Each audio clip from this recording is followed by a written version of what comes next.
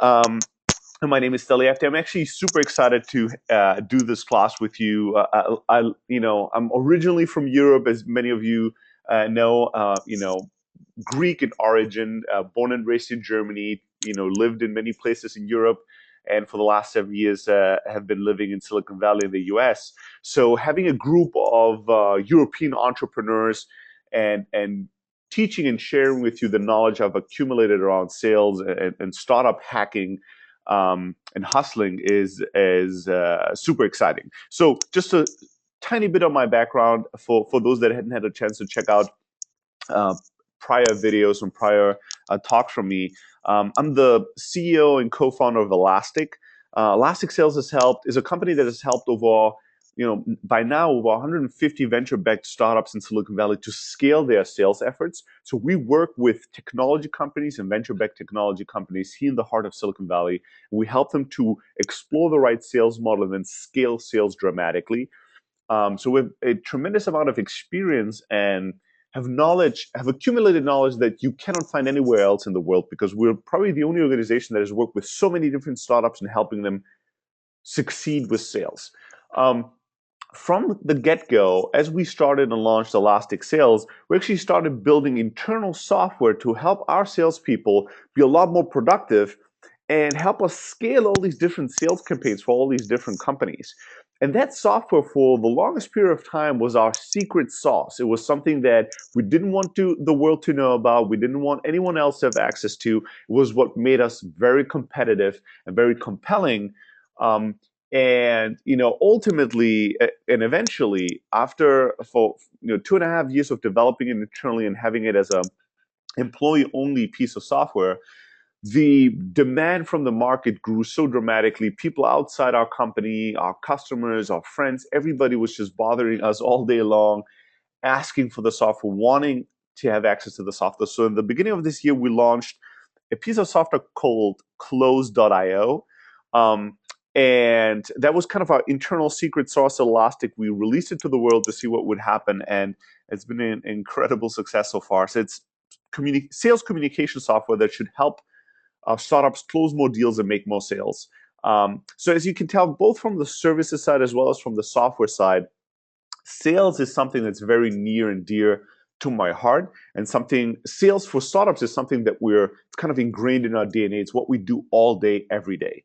All right. So I'm actually super excited to share some of the secrets, some of the best practices. We're going to go very high level and strategic, but also very tactical. I'm going to try to pack this session and this webinar with as much knowledge as I can, and then still leave a lot of room open for us to creatively collaborate in the brainstorming session and Q&A session. All right, let's get started right away. Here's an article that I released a while back as a guest post on TechCrunch. It's been one of the most popular articles I've ever written, and it's about the 7 deadly sales sins committed by startups. I want to start the session off by pointing out the things that most startups do wrong so that you guys can avoid these mistakes and get to success much faster. I'm going to share that link with you guys afterwards in the email that I share, the video recording of this webinar and the slides. All right. So the 7 deadly sales sins committed by startups. Let's quickly go through them, make sure that none of you guys will ever commit any of these. Sin number 1 is not having a good enough understanding of your customers. And this, unfortunately, is a sin that almost every startup is committing. And this seems so trivial, this seems so obvious, that it's really easy to overlook and for you to think, well, this is not a problem that I have. You probably do. All right. And here's why. Because here's how most startups think. Most startups think, well, my audience is whatever, let's say restaurants, right? So we sell a SaaS product to restaurants. Okay, well, I understand my market really clearly. All restaurants in the United States and eventually all restaurants around the world should buy my software. That, when I hear that kind of a description of somebody's customer profile, I know they haven't spent enough time really understanding their core customer well enough. You need to understand who your core customer is better than just a vague description of the entire market. That's too broad. Eventually, as you grow, you become a multi-billion-dollar powerhouse. you might grow into that broad of a definition of who your customer is.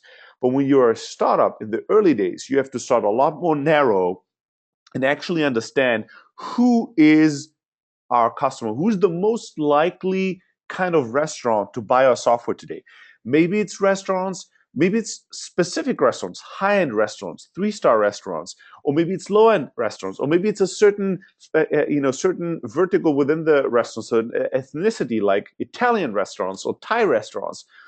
Maybe it's just restaurants in inner cities and in big kind of hubs that have a reach of at least 1 million people around their vicinity. Or maybe it's small local restaurants that are outside the city. Maybe it's just restaurants that have both a Facebook and a Twitter profile. I don't know. But what I can tell you is that you need to be able to define your customers a lot more narrow and understand, hey, the first few customers that we got, what is the core DNA of those customers? Do they have a Facebook page? Do they have a Twitter page? What other software do they buy? How many employees do they have? What are the titles of my buyers at those companies? You really want to create a DNA of your customer and really have a super clear understanding of who is your early adopter, who is your first customer. And then you go and attack all these potential customers, all the companies that have the very same DNA. And once you saturated that market, you're going to start seeing an upstream growth of your business, where once in a while, random other restaurants will be signing up for your product and buying it that are not in your core focus group from the early days. And once you get those early signals that organically other restaurants are signing up, you're going to look at those restaurants that are signed up and kind of broaden your customer profile definition so you can go to a broader and broader market, right? So number one sales sin that you need to avoid is not understanding your customer profile well enough. Make sure you do. Make sure you spend time with your customers. Make sure you understand them. Make sure you research them. Make sure you start with a narrow definition. Don't go too broad too fast. All right. Sales sin number two, not selling, obviously, right? Most or many technology startups have have technology in the core of their DNA. What that means is that they're incredibly focused on talking about technology and talking about their software and talking about all the features and the whistles and bells and talking about everything that's under the hood. And basically, speaking is not selling. Talking is not selling. Just because you've talked for an hour to a customer doesn't mean that you sold them anything. Selling is all about understanding what your customers' needs are, what the benefits are that they're looking for, and learning to translate your features into benefits for that customer, into solutions for their problems. The customers don't care about how exactly that feature has been developed or what technology you're using to accomplish something. They want to know how it's going to benefit them. They want to know how it's going to cut costs, drive revenue, how it's going to solve a problem they have. They want to understand what the solution is, the benefit of your solution, and not how you build it, right? So most startups don't really sell. They talk about their product, they talk about their technology, but they really don't sell. Make sure that you are focused on actually selling. Sales sin number three, not showing up, right? I mean, that means that's kind of 50% of success in life is showing up, like going to a specific event, showing up at a customer's door, being out there talking to your customers. If you're selling to restaurants, like the example that I made, you would want to go and eat at a restaurant 3 times a day. And at the end, when you get your check, you would say, hey, you would stop the waiter and say, hey, let me ask you this. We've built a piece of software that fixes XYZ problem for restaurants like yours. How do you guys handle this today? Right? And you jump into sales mode and you talk to your customers and their own environment. Many startups don't go out there in the real world enough, interacting with the real customers enough. They kind of stay in their own little bubble, in their own offices, coding, hacking away, brainstorming, dreaming about how they're going to take over the world, worrying, like just staying in their own little reality bubble. You have to burst that bubble. You have to go out in the real world, talk to real customers, interact with real people.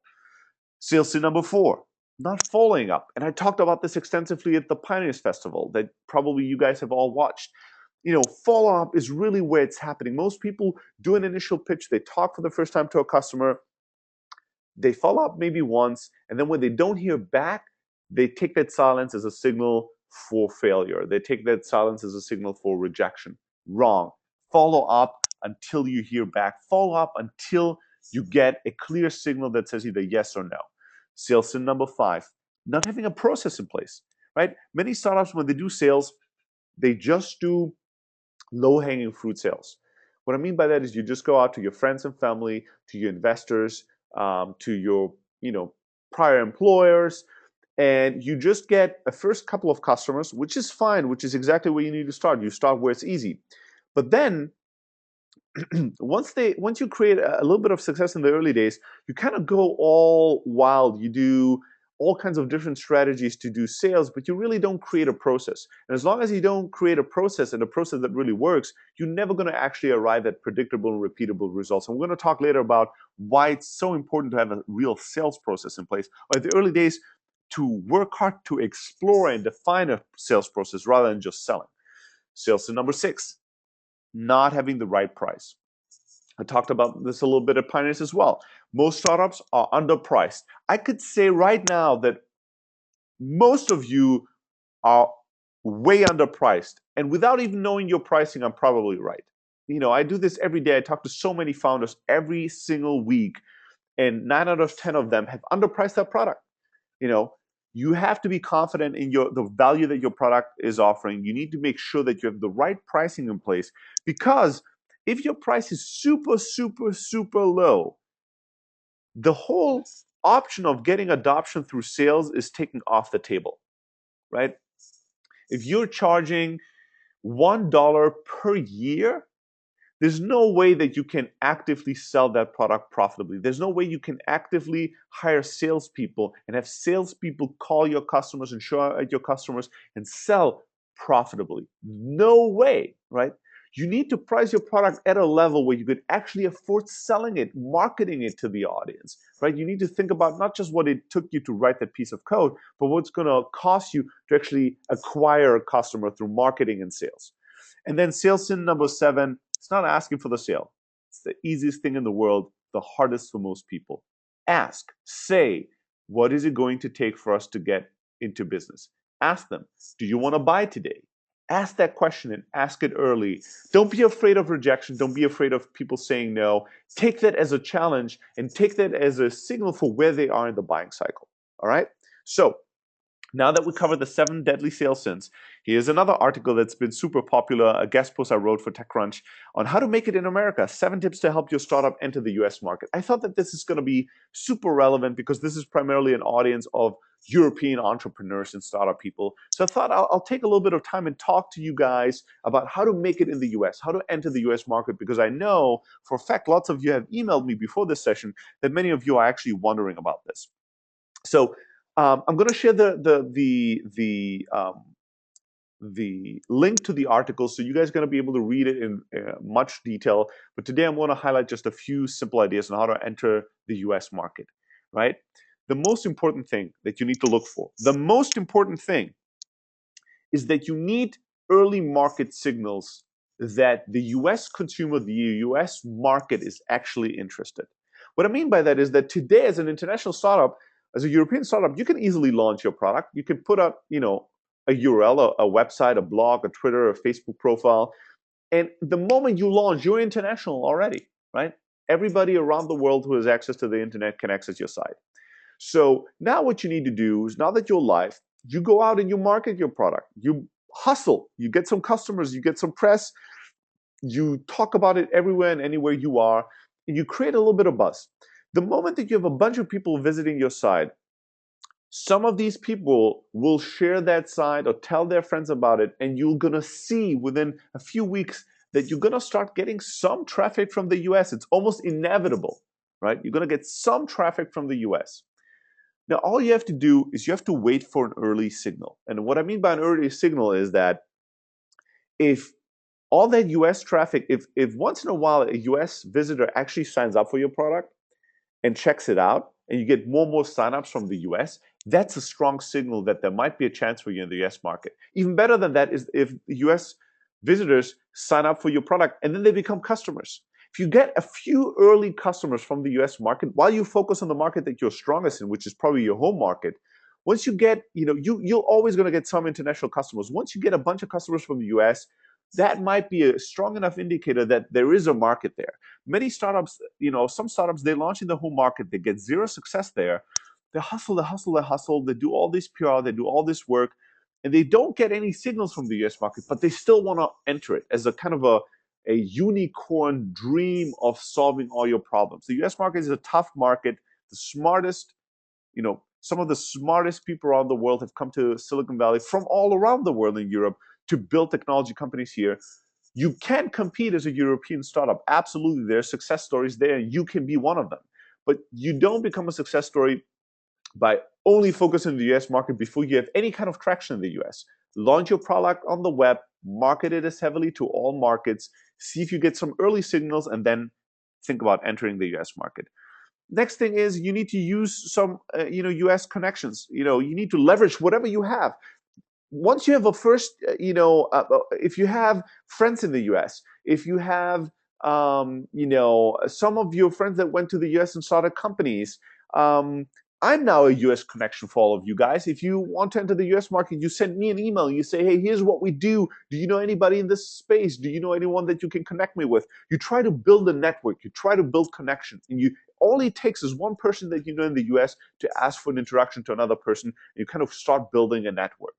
And then when you have customers, you need to highlight that. If you want to enter the US market, you need to talk about US and American customers. So once you get a few American customers, you want to put them on your website. You want to highlight them. You want to mention them when you sell to other US companies and say, hey, here's the 3 companies in the US that already bought our product.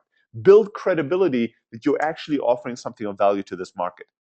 Then it's a good idea usually, and eventually, once you have a little bit of traction, not on day one, but once you have a little bit of traction, to actually employ an American accent. And as you can tell, I don't have an American accent. People can kind of tell that I'm not from here. And if you're in startups and in Silicon Valley, if you sell to other startups, that's actually okay, because the great thing about the US is that they're very, in the East and West Coast at least, New York and kind of San Francisco and LA, these kind of hub markets, it's fine if you have an accent. People don't mind. You can still do business here. But if you're selling to the broader US market, it's going to be much easier if the person that is selling actually understands the culture, understands kind of the markup of the people, and can relate to them and sounds like them, right? The more people sound alike, the more they like each other. All right. So here's the few tips for you to keep in mind, and we can talk about it further in the Q&A session about how to enter the US market. All right. Let's start with some really high level strategic knowledge that you need to avoid huge mistakes and to actually succeed with startup sales. There's a big distinction between sales exploration and sales execution. And most startups I meet confuse the two, and hence they waste a lot of money and a lot of time. As a startup, you're probably in sales, you always start in the sales exploration phase. And what that means is that just like you have to go out there and find product market fit, you have to find sales market fit. You have to actually figure out how to sell effectively to the market that you're selling to. What is the cost of a customer acquisition? What is the customer lifetime value? What is the sales channels? Is it through email, through phone calls, through in-person field sales? What are the lead generation strategies? Is it inbound? Is it outbound? Is it channel sales? You need to first understand that your first job is not just selling and making money. Your first job is discovering a sales model that actually works. And to do that, you have to be in exploration mode. You need to understand that right now, it's probably more important for you to learn and try things and gather data on what works and doesn't than to actually just close deals, right? Once you have a sales process that is fully repeatable, meaning you know exactly every single month what your end result is going to be. You know exactly if we do this, if we do X, we're going to get Y result. Every single time, there's no variance. You exactly know, it's totally predictable what you need to do to generate what kind of sales results. Once you have that level of predictability, and you know there's a large enough pool for you to scale, then and only then you move into the bracket of sales execution. And then it's all about building a sales organization, having a sales org structure, coming up with an effective sales compensation plan, hiring a VP of sales that's going to, and a sales recruiter so you can hire more salespeople, having structures in place so marketing and sales really work effectively together, forecasting and reports. Like then you go into all these scalability challenges of your sales organization. But first, you need to explore before you can execute. Really, really important distinction. What are we trying to explore? We're trying to explore and discover and uncover a predictable and scalable sales model. That's your number one job as a startup that does sales, is find a model that's predictable and scalable, right? All right, so how do we do that?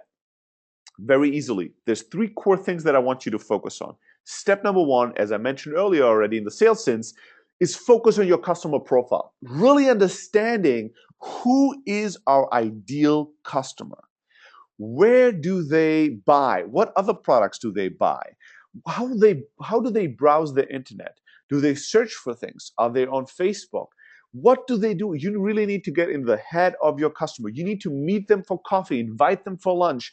You need to sit in their offices, talk to them, observe them working. You need to learn as much as possible. You need to be out there in the real world, talking to real customers, really understanding who is our ideal customer, what's the customer profile, and what do we need to qualify them for our product.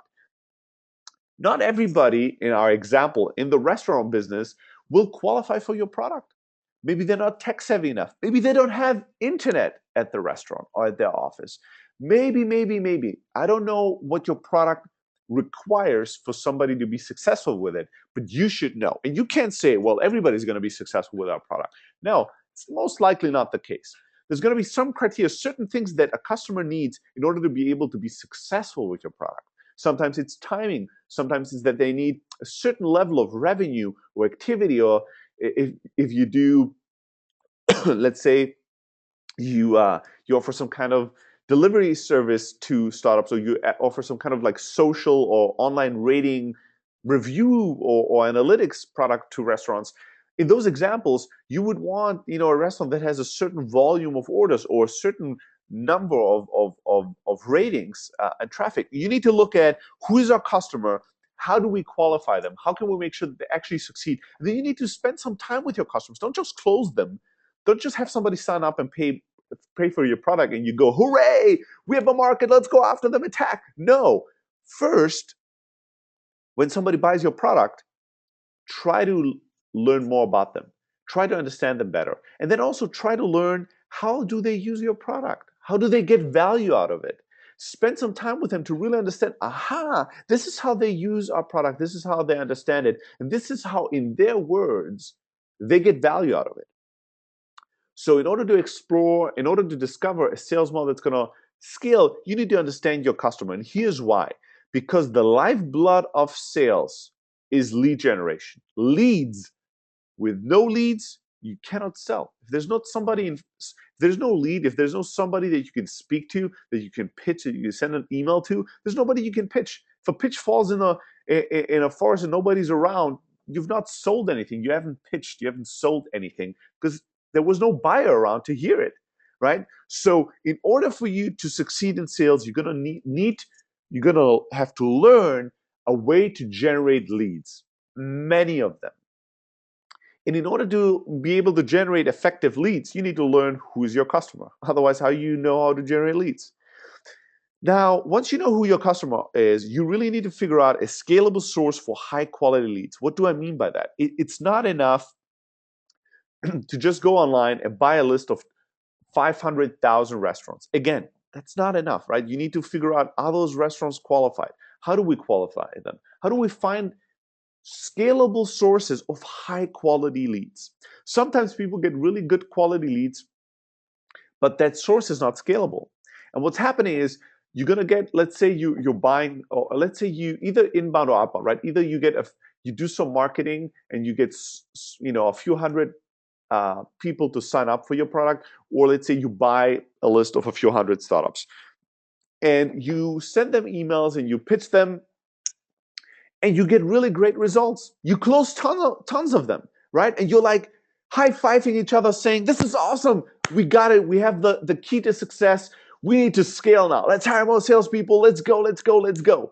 The problem is you never took a moment to check and say, wow, we had great results with this lead list, with this source of leads. I wonder, can we actually scale it? If we wanted to double the amount of these leads with the same quality, can we do it? If we wanted to triple it, quadruple it, can we do it? A lot of times when people tell me about how the great success they had and how they want to scale, I stop them and ask, where did you get the leads from? They explain it to me and then I say, awesome. How are you going to double that lead source if you want to double the amount of salespeople you have? And they look at me with wide eyes and they're like, I don't know. Well, if you don't know, don't go hire salespeople because those salespeople are going to need leads. And if you cannot scale the source of your success, you are not ready to scale your sales efforts, right? So first you need to understand your customer, understand them really well.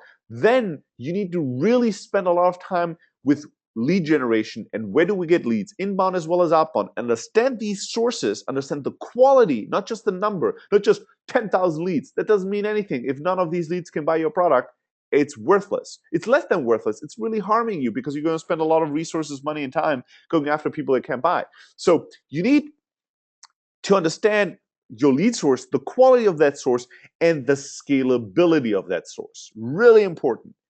And then and only then in step number 3, you actually need to have a sales process in place. You need to really learn and figure out what's the most successful way to sell to our market. Is it inbound? Is it outbound? Is it a combination of both? Do we do heavy sales through emails? Do we do heavy sales through calls? Do we have to go out and do field sales? How do we do demos? Like, you need to kind of test and experiment with all different concepts of sales to really understand what works best for your specific market. What's the best sales process, step by step? What's the best funnel that you can create from the first touch point to them buying for your customers to buy in the most effective, most time-sensitive way possible? Those are the 3 steps. Right now, you need to obsess over learning more things about every single step. Who is my ideal customer? Where do I get leads from and lead sources that can scale in high quality? And then what's the best process in actually selling them? Most people are only focused on step number 3. They only want to learn how to sell better without understanding their lead source and customer profile well enough. And I can tell you it's going to be a waste of time. You're going to spend years and years and never going to actually arrive at the massive success that you want. Go step 1, step 2, step 3. All right? Okay.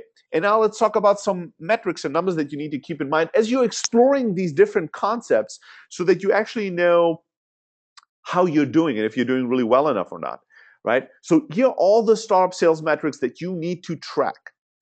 You need to track the number of new leads you're getting per month. Really crucial. Either inbound or outbound. It doesn't really matter. But you also, just to throw that out there, need to separate inbound from outbound. If you're doing both, separate the two. You need to look at both of these sources separately. Don't bundle them together. Number of leads per month per source should really be it. Then the percentage growth that you have, the growth you're seeing every month in the number of leads that you're getting. If you cannot grow the number of leads that you're getting every month, you cannot grow your business. You cannot grow sales. The next thing you're looking for is how many of those leads are actually reached. How many of these leads can we reach? And reach, what I mean by that is where we actually have the ability to have a conversation or real touch point, either through email or when they open it, that's a reach, or through calls when you actually have somebody pick up the phone. How many can we actually reach with our message? And then how many of those that we reach do actually qualify to buy our product? And then, last but not least, how many of those that qualify actually buy? I'll give you some good numbers. So you need, depending on your market, you need many leads, right? You start with tens, then it's going to be hundreds, then it's going to be thousands. Eventually, it needs to be tens of thousands as you grow into, hopefully a very, very large business. You need to be able to reach a high percentage of them. You're never going to reach 90% of your leads, but if you can't reach more than 20% or 30%, then that's your problem. You need to focus on fixing that first, right? Don't fix anything down the funnel. Fix first, how many actually do we reach with our message? Out of those that you reach, you need to qualify a high percentage. The higher, the better. Again, you're never going to be at 80 or 90%, but you need to be above 30%. If less than 30% of the leads that you're generating are actually qualified to buy your product, then you know you have a lead quality problem. You need to fix that first before you fix anything else, right? And now, if we have a good enough quality of leads and quantity of leads, we need to look at how many of those do we close. And in that case, if you have great quality and great quantity of leads, you need to close a really high percentage, at least 40% plus. If you cannot close leads that are highly qualified, something is wrong with your product or pitch, right? Besides those funnel metrics, you need to track the average amount of time it takes you from first touch to close. So is our sales cycle 3 months, 3 years, or 3 days? Depending on that, your customer acquisition costs changes dramatically. And then you need to track how fast are we losing customers? What's our customer churn? So you can actually calculate what your average revenue per close is and what your customer lifetime value is, right? If you understand these numbers, you understand your business, and you then know when the right time is to scale it or not, okay? All right. So let's now we kind of covered the high level stuff. Let's now cover some more tactical things. How to write better emails, how to do better calls, how to sell better. Let's do some real tactical advice, best practices that you can put into practice immediately, all right? So I'm going to rush through this really quickly. I have tons of content, as you can imagine. I'm going to rush through it because I also know we're recording this whole thing so you can watch it, and we're going to have a long time in the Q&A so we can dive into detail. So I'm going to go really quickly through this content. Let me first start off by saying you're probably not sending enough email. That's a statement that I can make in a room with 10,000 founders and startup people, and in 9,999% of the case, I'm going to be right? Like most startups are not sending enough email. We're talking startups that have raised 50 million, that are hundreds of employees, that are really amazing at what they do. They still make that mistake, not sending enough email. If you only do one thing and you change one thing today, that's going to make a dramatic difference to your business. Send your customers and your users and your signups and your prospects more emails. Just double the amount of emails you send. You're going to see tremendous success and results. All right. First, why do we even need email for sales? We're going to go really quickly through this. Obviously, there's a shit ton of benefits to this. There's a one-to-many aspect. Obviously, with email, I can reach a lot of people at the same time. It's communication that's asynchronous and global in reach, which is especially interesting and important to you guys. It's an amazing tool. Email is an amazing tool to do lead generation, both outbound and for activation inbound. If you get signups and people signing up or filling out a contact form, you actually want these people to then be activated. Email is the best way to get there. Emails obviously is great for everything organizational in the sales cycle. So scheduling calls or demos, following up, negotiation and closing. Email is fucking important and amazing in sales. And you need to master email for your startup. All right. Now there's 4 different kinds of email. Personal ones that you write one by one. Drip emails, it's automated and event driven. So you set up a drip email campaign so when somebody signs up on your product, they get an email from you. When somebody leaves a specific page, they get an email from you. When they upload a specific amount of whatever files or whatever activity your product needs, they get an email from you. So you can create kind of an automated email campaign. It's called drip emails. Then you have autoresponders, so you can create kind of a series of emails that somebody gets if they sign up for an email course, an ebook, a white paper, or anything like that. And then obviously newsletters, right? So you should be doing all of these. Is that simple enough? You're a startup, you want to sell, you need to do all 4. You need to send tons of personal emails, you need to have drip emails set up, you need to have autoresponder set up, you need to have a newsletter. Easy enough. All of them. Your customers, your users should get all of these emails. Now, let's cover the basics. When you send an email, first and foremost, your first step, the first hurdle is to get somebody to open your email. That's it. Most people don't worry about that enough. I have people sending me emails saying, hey, Stelly, we need your advice. Is this email good? And they don't include the subject line. And you know what I do? I send them an email back and I say, I have no fucking clue you didn't include the most important thing. I'm not going to read the body of your email if I hadn't had a chance to look at the subject line. You need to focus and obsess on the subject line. Right? Subject lines are key. That's where you win. That's where somebody decides to open and read further. So your subject lines need to be killer. You need to be able to write like a human being. No caps, no marketing speak. If the subject line reads like something that wasn't sent to me personally, I'm much less likely to open your email. Something looks like a newsletter, I'm much less likely to open your email. You want to be brief, and personal. If you can, you want to use my name. If you can, you want to, test and play around with question marks in the subject line. Those usually bring adoption and open rates up. If you can, you want to raise my curiosity, say something that makes me curious. Um, but there's a fine balance there because you also need to pay attention that the subject line and the body text of your email, that those two things are not completely separate things, because you want to deliver what you promised in your subject line. You can't be like, you just won $1 million. And then when I open the email, it says, ha, joke, it has nothing to do with $1 million. I just wanted you to open the email. Here's what I really want you to read about. We have a social media tracking tool for restaurants. Like that trickery will make people pissed off. Yes, they're going to open your email, but they're really going to be upset. So you want to make sure that, yes, you might use some cool tactic to raise their curiosity, but it still needs to be aligned with delivering later with what you promise. You want to make sure that, once people open your email, they actually read it. So the content is the second most important thing, right? Again, be personal, write like a human being, don't include a lot of graphics, write like a human being that writes to another human being. Those are the most effective sales emails. And be brief, no longer than 2 paragraphs. Keep things simple and short and sweet, right? Structure it usually in the who is this? Why should I keep reading? What is the value for me? Is this really credible? And what are the next steps? I'll give you a quick example. So let's say you write an email to somebody, and that's a cold email. So you would say, "Hey, my name is Stelly, and I'm sending you an email with, well, I'm emailing you from Elastic Sales, and what we do is we offer startups a sales team on demand." Okay, so now I said who I am. Why should that person keep reading? We've worked with over 150 venture-backed startups in Silicon Valley. A lot of them if I send an email, let's say to an enterprise analytics startup, a lot of them in the enterprise analytics space, and the success we've seen in the past made me confident that it makes sense to reach out to you. Okay, so I'm telling him why I should keep or she should keep reading, because we actually seen some tremendous success in this area. So that's why we were reaching out.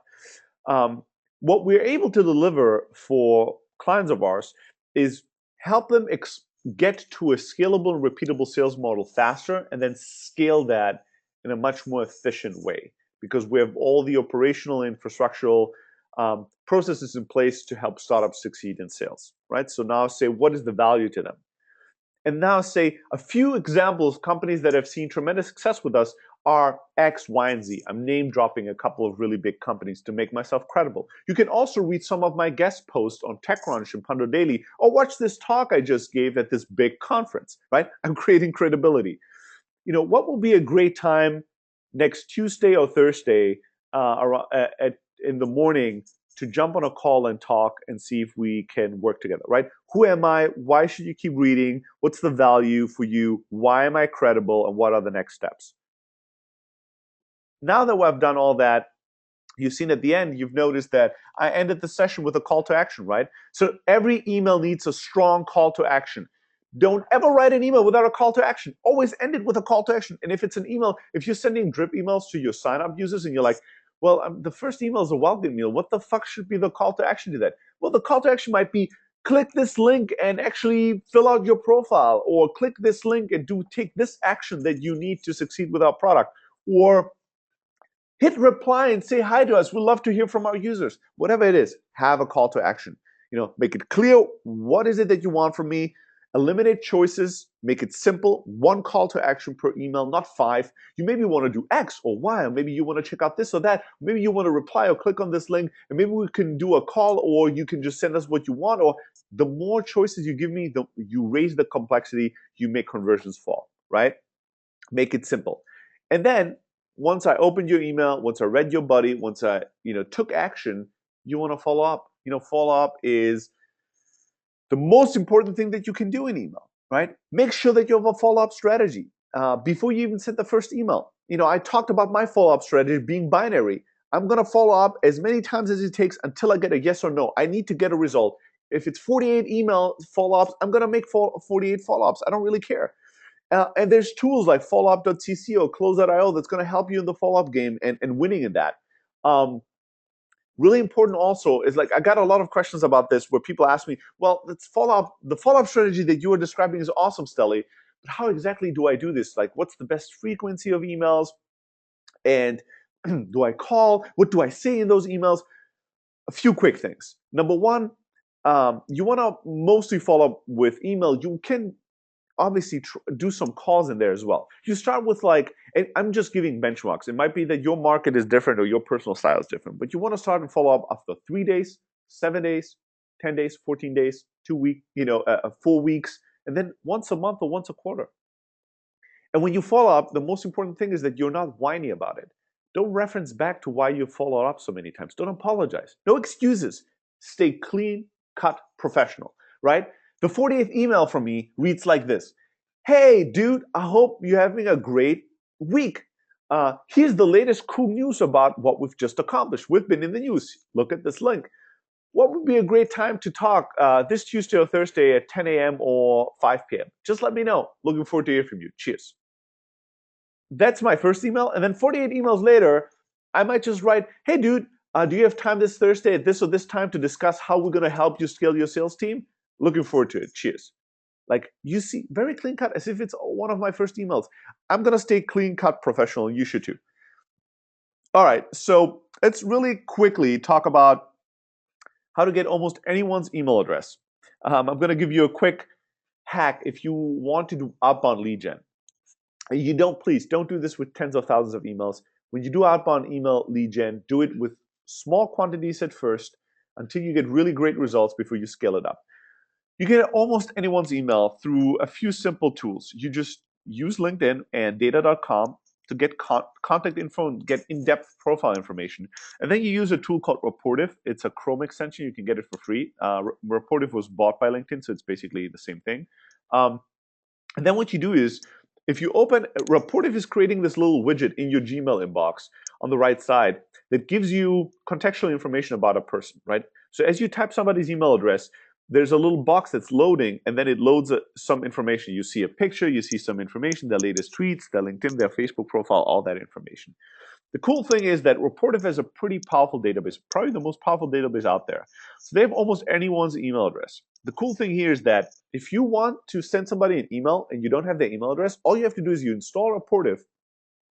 You open your email client and you start typing different variation of somebody's email address. So in my case, you're like, stellyft@close.io. The box spins, there's nothing loading. It means that's not the right email address. Then you say, well, maybe ft@close.io. The wheel spins, nothing loads, probably also the wrong email address. And then you type in, well, all right, stelly@close.io. The box spins, boom, you see an image from me, you see some information, you know that's the right email, right? You can kind of reverse engineer almost anyone's email through using Rapportive and doing some research on who you want to email in the first place. All right, this is kind of a pro tip. So with great power comes great responsibility. Make sure to only use this for good. Really quickly on the cold email 2.0 process, there's a book called Predictable Revenue by a really good friend of mine, Aaron Ross. Aaron Ross was the guy that joined Salesforce.com when Salesforce was doing zero revenue in enterprise sales. All their revenue was in SMB, small and medium-sized business sales. And Aaron Ross was tasked with the job to come up with an outbound sales process to sell to enterprise client for Salesforce.com. Aaron took Salesforce's enterprise business from zero to $100 million business per year. And he did it with the process called Predictable Revenue. There's a book. I urge you to buy it. Buy it today. It's a brilliant book. Aaron is a really good friend of mine. You want to learn from this guy. He's one of the best. The process that he describes, I'm just going to go really high level and describe it on really broad terms, is a process called Cold Email 2.0. So Aaron has discovered that when you sell to enterprise, really large organizations, not SMB, not small, but large organizations, you don't want a cold call. You want to send a cold email. And the way you do this is that you actually send an email really high up in the hierarchy, and you ask for an introduction down in the organization to the right buyer. So if your buyer is the director of marketing, you don't send a cold email to the director of marketing and say, hey, here's what we do. Do you want to talk to me? You actually send an email to the VP of marketing or the CMO, the chief marketing officer, and you say, hey, here's what we do in one sentence. Can you connect me with the right person? And you ask for an introduction, a referral down in the organization. If you do it right, if you write that email correctly, if you understand your customer well enough and your value proposition good enough, you're going to get up to 30% response rates. And it's going to be a pretty powerful tool to grow your sales through outbound lead generation. If you want to learn more about that, we can converse about it in the Q&A session. We've helped a lot of startups do the predictable revenue model successfully, but you should also buy the book Predictable Revenue by Aaron Ross. You can get it on Amazon for like $1 or something. It's worth every penny. You could buy the hardcover, I don't know, for 10 or 20 bucks. Buy it. It's an amazing book. All right. So I wanted to actually go through some examples of also powerful inbound sales emails. I'm actually just going to rush through these. Because you're going to get the slides. You can study these in detail by yourself, because in the spirit of saving time. All right. So what I want to do is just show you a couple of emails that you would get if you sign up for a HubSpot trial. And HubSpot it's a genius company when it comes to inbound marketing and sales. So you want to study them. So when you sign up for HubSpot for a trial, you get an email. First email is like, hey, Close.io plus HubSpot, time to chat. Very quick, hey, here's a product demo. When would be a good time for us to talk? Next week, blah. All right, I ignore that. I get another email, all automated, right? But all coming from a human being. Subject, hey, close out HubSpot, follow-up resources. And then in this email, the person gives me a lot more resources. Hey, check out this, check out that. They attach some files. They give me just a lot more material to engage me. I ignore that email. I get another email. Again, this is all automated, right? A third email during my trial. HubSpot and closeout. Hey, Stelly, the person's like, and now I'm getting a special offer. Hey, really important. We're changing our pricing. It's going to increase. I can give you a massive discount, but you have to respond right now. Let's chat. Right now, they're really like, okay, we've given you all this time, dude. Now we're going to activate you and send you an email to really give you some discount to activate you. I ignore that email.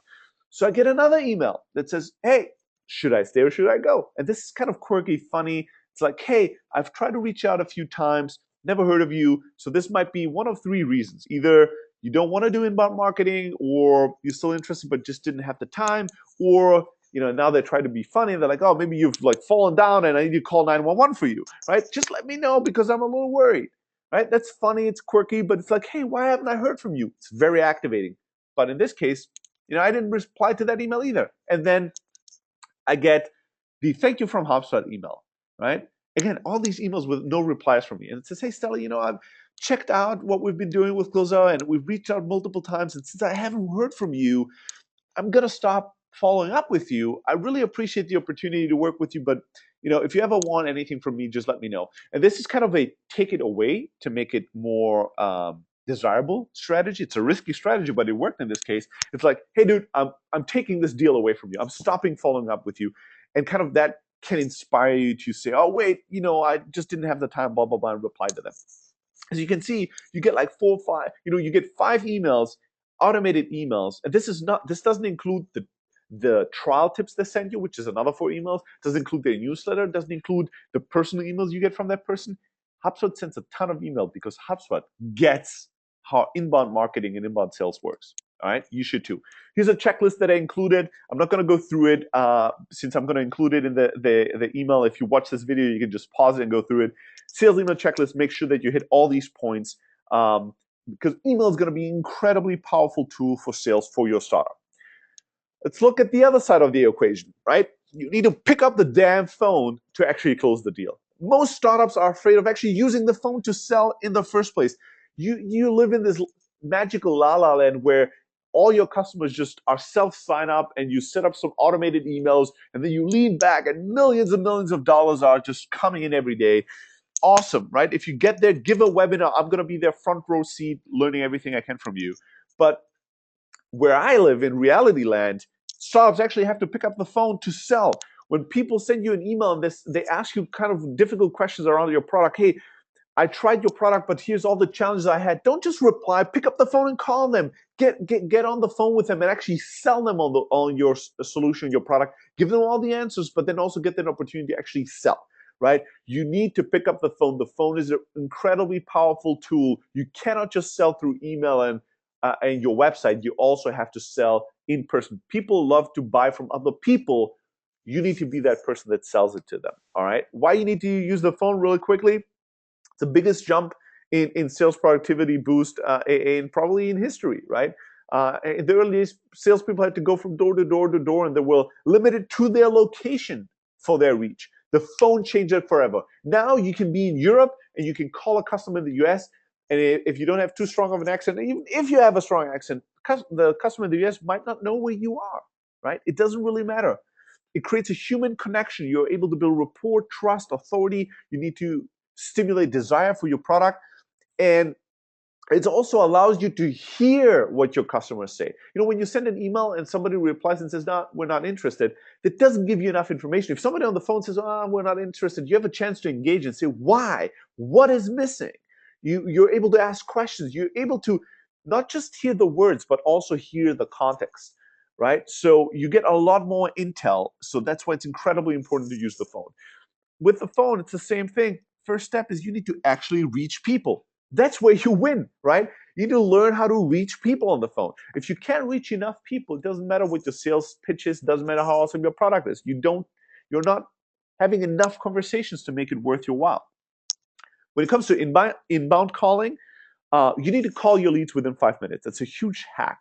There's an article on our blog, blog.close.io, that you can research where we write why you need to call within 5 minutes and how to actually execute on that. But the truth is that if somebody signs up on your form and you call them within 5 minutes, your reach rate is going to be over 100 times higher than if you call them within a few hours later or a few days later.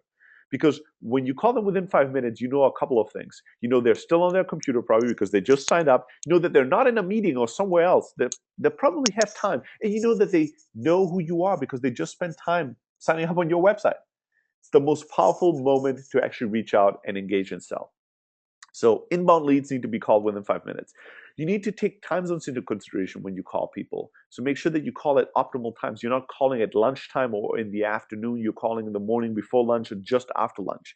You need to, when you do outbound, use cold emails to ask for introduction first, the cold email 2.0 approach that we just described, so that your reach rates go up, so you don't waste all this time calling into enterprises and not actually reaching the decision makers. You need to take effective use of calendar invites and reminders. Make sure that people actually show up for your demos or scheduled calls. And then the masterclass, once you have a sales machine that's really humming and really working well, you need to utilize something called power dialers or predictive dialers. So the ability to have multiple people in your sales team sit there and have an automated predictive dialer dial 20, 30 numbers at a time, drop all the numbers that are going to voicemail and route all the pickups to the right salespeople. So your salespeople go from call to call to call to call without having to listen to dial tones or voicemails, right? But that's the black belt. Do that shit or worry about that shit only if you have a highly efficient and effective sales funnel and you're only wondering how to scale it even further. Step number one, when you use the phone to do sales, you need to worry about reaching enough people. You need to track, do I reach enough people? Because if not, you need to optimize that. Once you reach people, you need to sound good, right? On the phone, you have about 5 minutes to actually create an impression and stimulate an image, stimulate their imagination. When you talk to somebody, you actually have to imagine how they look like in order to be able to comprehend the language and the content that they're conveying. We have about 5 seconds on the phone to actually create an impression. And it's 70% tonality and 30% content. It doesn't really matter what you say as much as how you say it. how you sound. If you sound like you have authority, if you sound like you're successful, if you sound like you have enthusiasm and energy and you're smart, people are going to listen to what you say in a completely different way if you sound totally like um, uh, uh, you know, not engaged, and if you sound like you really don't know what you're talking about. Imagine the entire webinar going like this. And me talk. I mean, this is painful, right? How can you listen to this? Like, you're not listening to me. You're drifting off in your thoughts because I seem like I'm totally all over the place, have no enthusiasm, no energy. If you have no energy and enthusiasm about your product, why should I care, right? You need to learn how to have state control. You need to be able to get into state immediately because when you're selling, you need to be in the right state of mind. You have to have energy. You have to have a smile on your face because it's going to translate into people listening to you and being influenced by you in a completely different way. You need to learn to ask tons of questions, right? Sales, you think it's all about talking. It's all about learning how to actively listen, how to really accomplish and arrive at understanding, really understanding who your customer is, you know, what they need and what the red flags are, and if they're key patterns, and if they are the decision maker, if they have a budget or a timeline, if you're competing with other products that they're researching or not. Learn as much as possible first before you actually try to pitch. And then understand that people will have objections. People will have reasons not to buy. People will have fears. People will have questions and objections and things they're worried about. Your job is to prepare for that. Create an FAQ document. And there's a blog post about this as well, blog.close.io, how to manage anyone's objection. Create an FAQ document where you write down the top 25 questions you're getting over and over again when you sell somebody over the phone. And you then write one paragraph answers to these questions. Prepare for these questions in advance. So when people bring it up, you have a really good answer to address it to. It's not just about the content, it's about clarity. Being able to answer any question in 1 or 2 sentences creates the impression that you really know what you're talking about, that you're really confident. And that impression will make people comfortable buying your product. And then, if people are if there's one objection that you're getting again and again and again and again, and you always know, oh my God, everybody will ask me about X. Address the elephant in the room proactively. Don't wait for them to ask the question. Don't wait for them to worry about this for the entire time you're talking to them. Bring it up immediately. Say, hey, before I even start pitching, I know you're thinking, but what about X? You're worrying about it, right? Let me address it first. Here's how we deal with X. And then you give them an answer. And then you go into your pitch. Address the elephant in the room, right? And then learn to decode customer lingo. Learn to decode actually real objections from them just trying to be nice. The virtual closing technique I already touched on my talk that you guys have hopefully watched, the Pioneers Festival talk. What you want to do at the end of the any call is use the virtual closing technique to create a future in which they are buying and ask them, hey, guide me through all the steps that's going to take for you to become a customer. What is it going to take for you to buy our product? And then listen really attentively and engage really actively with them and guide them through all the steps they're describing to you until you actually arrive at the virtual close. That way you know what the red flags are, you know if they're really interested or not. You have all the data you need to actually create a pipeline and have some confidence level, know, hey, this is going to take us X amount of time and I'm 60% confident we can actually get this deal done. And then, just like with everything else in life, hard preparation, easy fight. You need to prepare your calls, create sales scripts, design a process that really works, edit and re-edit those sales scripts, and trim the fat until you have something that really works. And the sales script is not about you reading from a piece of paper when you talk to your customers and being a fake robot. It's about you preparing for how you want to structure the conversation. What do you want the conversation to start? What's the main part of the conversation of the sales pitch? And how do you want to end the sales pitch, right? You need to kind of plan for that. And then once you have a process that really works and a sales script that really works, you can use that to train new people on board your sales team and actually scale it and have quality control with it. And if any of you guys create an FAQ document for objection management or a sales script on how to pitch your product, and you're not sure if your sales script or your FAQ document is good, send me an email to stelly@close.io. I'll take a look. I'll give you guys feedback. All right. And then last but not least, a few calling benchmarks.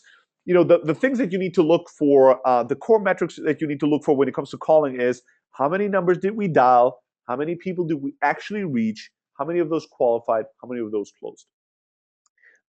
A lot of times people tell me, well, we're closing X amount of deals through the phone. How can we increase this? And I tell them, I have no fucking clue, right? How many people do you dial? And they're, well, we're getting X amount of leads. Okay, how many of those do you reach? Most startups don't know. Well, if you don't know how many you reach, how many you qualify, and how many of those close, how can I tell you how to optimize or what to change? A lot of times, the close rate and qualify rate is great, but the reach rate is bad. So then you need to focus on improving things that increase your reach rate. Sometimes dial rate and reach rate is great, but you're not qualifying enough people. So the people you're dialing, the lead lists are shit. And sometimes dialing is good, reaching is great, qualifying is great, but closing isn't. So your pitch sucks, right? And you need to optimize that. Depending on where in the funnel you have a problem, you need to zero in on to solve it. In terms of some benchmarks to give you guys, when it comes to ice cold outbound, when you really just dial for dollars, one number after another, you don't know anyone. You need to be able to dial massive amounts of people, 200 to 400. Like if you're a stock brokerage in New York and you do cold calling as a kind of a junior broker there or associate, you dial 4, 5, 600 people a day, right? So you need to have really large numbers in outbound. In inbound, when you have really, sizzling hot inbound leads, you might just be able to do 25 to 50 calls, especially if you call within 5 minutes, which means that you're going to have long conversations. The higher your reach rate, the less dials you can make because you actually spend time on the phone talking to people rather than just dialing numbers. All right? Okay. So as the last point before we jump into the Q&A session, I want all of you to build on the sales success you already have. Some of you will have customers, even just one. What I want you is to take that one customer and build on that success to get to the second customer, to get to the third, right? Don't go nuts. Don't take one customer and say, how can we get to 10,000 customers tomorrow? Let's send an email to 1 million people, right? Don't jump, over too big of a gap because you're going to fall and burn as a startup. What you want to do is you want to take those small successes in the early days and build on them. Take one and double it to 2, double it to 4, just go small steps, gain momentum over time. One of the most powerful strategies that I have there, that's the simplest and most people ignore it, is to actually create a referral system for your sales. And what I mean by that is not an affiliate system. Like I'm not talking about building any kind of referral product or system in your software or website. I don't talk about giving people discounts or anything like that. What I'm talking about is thinking about getting referrals from your customers as a separate product you're selling. When you have a customer, what you have to do once they bought your product or service is you have to reach out to them and actively ask them to refer you to other great customers. Most people don't want to do this. Most salespeople don't want to do this because it introduces a risk. It introduces the risk of getting a no or kind of destroying the mood once you already got the sale. So like you work so hard to get somebody to say, yes, I'm going to buy. And now you're asking them for something more and they might say no. And most salespeople want to avoid creating kind of a negative end in the conversation. You need to fight that urge, right? You need to fight that urge. When you close a customer, you need to be able to tell that customer, hey, you need to sell them on giving you a referral. Hey, isn't it amazing that you're going to get all these benefits because you've discovered our product? Isn't that awesome? Who else do you know that would benefit from this? If you ask that question to 10 people, 9 out of 10 of your customers will first push back and say, well, I don't know. I have to think about it. It's a good question. It's hard to say on top of my mind. Let me think about it. What you need to do now is push back gently and softly. Push back a little bit and say, I get that. A year ago, when we started to ask for referrals from our customers, I always would get this response from people just like you. People would tell me they have to think about it. And I would wait for a month or two, follow up with one or two emails, and then we would get another call, and I would ask them, "Hey, did you have a chance to think about it?" And they would always tell me the same answer: "No, sorry, dude, I was busy live with this big launch. I hadn't had a chance to think about it." And you know what we would do then in that second call? Would actually take some time, like 2-3 minutes in that call, to brainstorm and come up with some names. After I've done this tens and tens of times, I realized it's a waste of both of our time. So, in the respect of your time and mine, let's just take a minute now and brainstorm to come up with one name, right? You sell them on that referral. And then out of the 9 that told you they need a little bit more time, if you pitch them on the referral like I just did, 4 of them will brainstorm with you and come up with names. 5 of them might just say, "No, dude, I don't have an idea right now. I need to think about this." And it's fine. Leave those guys alone. Be okay. I'll respect that. I'll follow up in an email. I appreciate that you're even open to the idea of giving a referral. I love you guys. We'll take care of you, blah, blah, blah. You hang up or whatever. You leave them alone, right? It creates a little bit of an awkward thing, but that's the price of admission when you do sales and you want your business to be successful is you need to be outside your comfort zone and try things other people don't. Now that you have a referral from 4 of your customers, you need to make it frictionless. Give them a template on how to introduce you via email to another customer. Don't have them do all the heavy lifting and heavy work. Make it easy for them. And now that you made it easy for them, when you talk to that referral and they like your product and they buy, ask them to get back to the person that originally referred you and say thank you to them. Tell them, "Hey, John, who made this connection happen in the first place that you're benefiting now through my product?" John will think and say, "Will Bob introduce us?" Yeah, exactly. Wouldn't it be awesome if you could take just a minute now and call Bob and say thanks, or send Bob an email and say thank you? Push the referred to close the loop and say thank you to Bob. The moment Bob gets a thank you email for referring him to you, Bob is going to think about, who else do I know to refer to these guys? You're going to get a lot more referrals.